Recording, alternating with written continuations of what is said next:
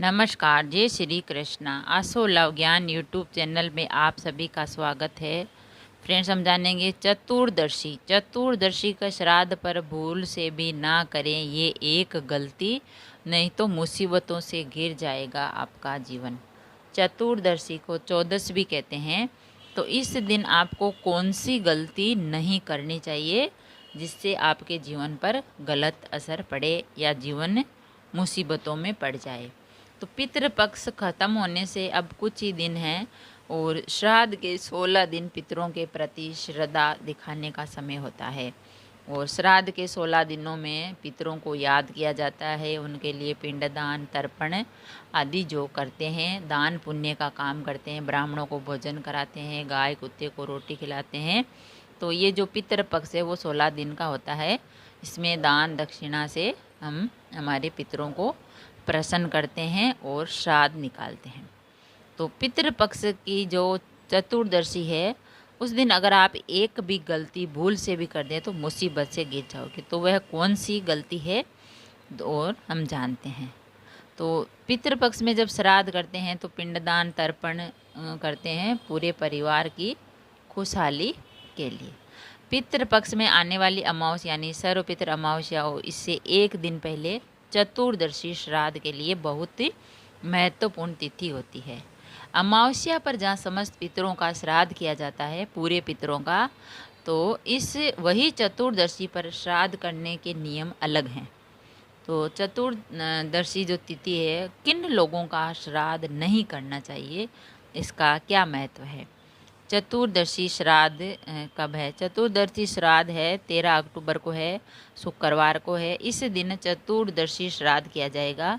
चतुर्दशी तिथि पर उन लोगों का श्राद्ध किया जाता है जिनकी अकाल मृत्यु हुई होती है, उसे घायल चतुर्दशी भी कहते हैं।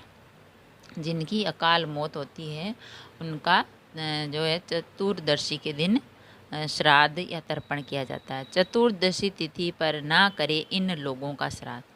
पितृपक्ष की चतुर्दशी तिथि सिर्फ उन मृतकों के श्राद्ध के लिए होती है जिनकी मृत्यु किन्हीं विशेष परिस्थितियों में हुई हो, जैसे किसी की हत्या, दुर्घटना, आत्महत्या, किसी जानवर के काटने पर मृत्यु। इनके अतिरिक्त चतुर्दशी तिथि किसी अन्य व श्राद्ध के नहीं करने चाहिए।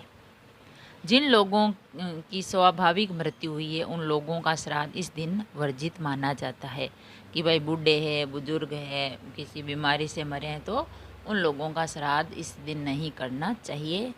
और जो अकाल मौत मर जाते हैं उनका श्राद्ध होता है चतुर्दशी को।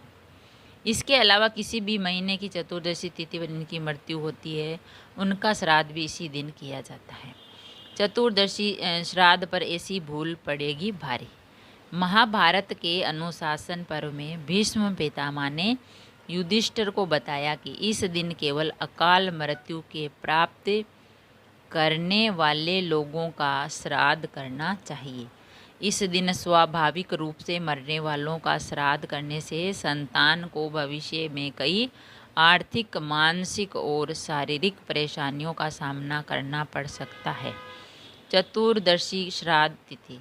चतुर्दशी श्राद्ध के दिन पवित्र नदी में स्नान करने के बाद तर्पण करें। दोपहर में कुतुब मुहूर्त में जिनका श्राद्ध करने हैं उनके निमित्त है धूप है, दीप है, लगाकर भोग लगाएं। फिर पंचबली भोग निकालें और ब्राह्मणों को भोजन कराएं, दान दक्षिणा दें और शाम को पीपल के पेड़ में तेल का दीपक लगाकर पूर्वजों के आत्मा की शांति की कामना करें।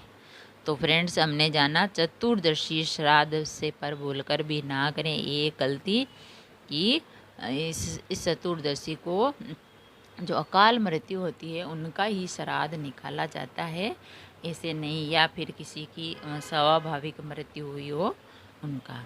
और इस दिन दान पुण्य करना चाहिए और ब्राह्मणों को भोजन कराना चाहिए और पीपल के पेड़ के नीचे तेल का दीपक जलाना चाहिए, क्योंकि पीपल के पेड़ में भगवान विष्णु और पितरों का वास होता है। इसीलिए जो पितृपक्ष हैं वो 16 दिन के होते हैं।